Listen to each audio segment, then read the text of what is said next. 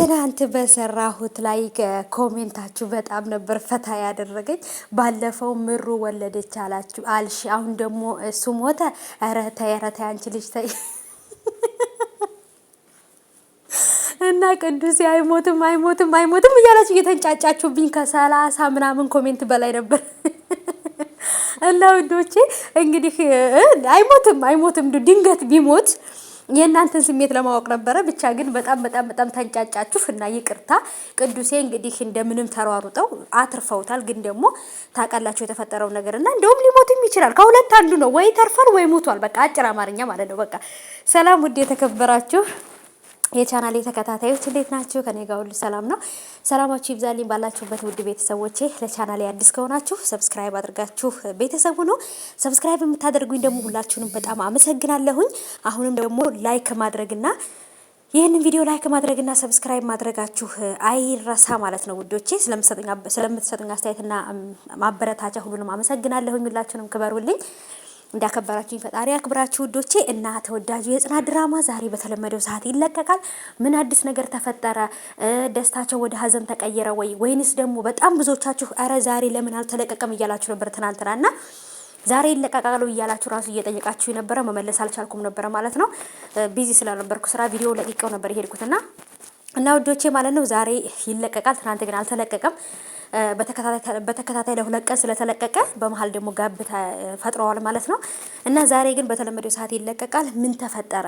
ደስታቸው ወደ ሀዘን ተቀየረ ወይንስ ደግሞ ቅዱሴ ምንም ነገር እጁ ላይ ብቻ ነው ትንሽ ጉዳት ደረሰበት? እንግዲህ ምን ሆነ የሚለውን ነገር በደንብ ማየት እንፈልጋለን። በተለይ ደግሞ የጽናትና የኪራን ሰርጋቸውን በሚያስቡ ሰዓት ላይ ምን ያህል አደጋ እንደሚመጣባቸው ምን ያህል ችግር ውስጥ እንደሚገቡ ታውቃላችሁ እናንተ ማለት ነው። እና እኔም በጣም ፈርቼ ነበረ።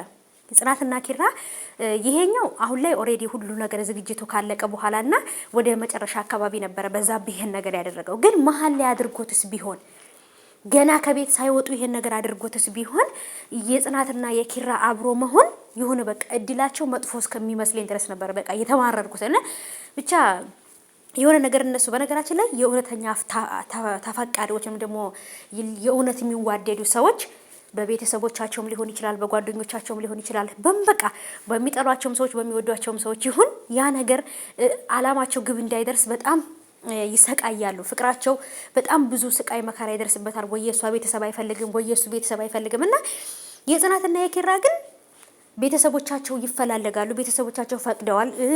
ሁለቱ ተስማምተዋል። ሁለቱ በጣም ተዋደዋል። ግን በመሀሉ የሚመጡ ነገሮች በህይወታችን ውስጥ አንዳንድ ጊዜ የምናስገባቸው ነገሮች በተለይ ደግሞ ኪራ በጣም ነበር ለጽናት ፈተና ይሆናትና ፍቅር እንዴት ከሆነስ እንደዚህ የሚያሰቃይ ከሆነ ይቅርብኝ እስከምንል ድረስ እና ስለዚህ ውዶቼ ብቻ ግን ቅዱሴ አይሞትም የሚል ግምት አለኝ።